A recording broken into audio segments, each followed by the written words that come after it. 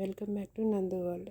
ఈరోజు అయితే మనం 10 నిమిషాల్లోనే అయిపోయే కొత్తిమీర టమాటా పచ్చడిని చాలా సింపుల్గా ఈజీగా ఎలా చేసుకోవాలో చూద్దాము.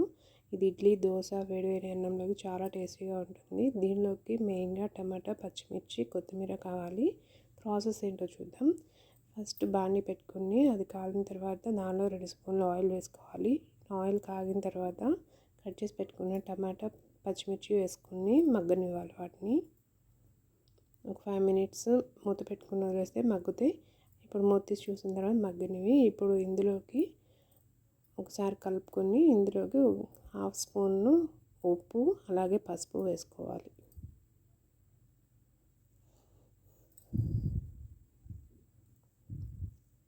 ఇప్పుడు ఇందులో చిన్న సైజు నిమ్మకాయ అంత సైజు చింతపండు వేసుకోవాలి.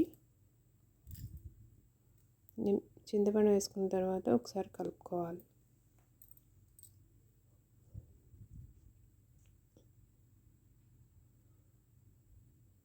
ఒక 5 మినిట్స్ తర్వాత దీనిలోకి 1 స్పూన్ జీలకర్ర వేసుకోవాలి. ఒకసారి కలుపుకొని ఇందులోకి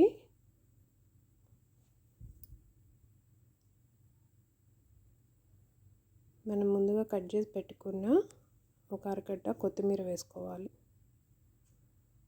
కొత్తిమీర వేసిన తర్వాత ఒక 2 నిమిషాలు అలా ఫ్రై చేసుకున్నది గ్యాస్ ఆఫ్ చేసుకోవడమే. ఇది చల్లారిన తర్వాత మిక్సీ పట్టుకోవాలి.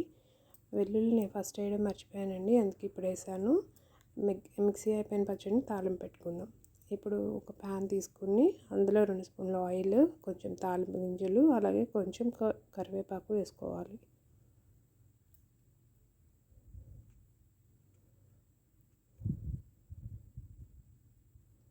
కాలిన తాలింపుని ఇప్పుడు రెడీ అయిన పచ్చడిలోకి వేసుకుందాము.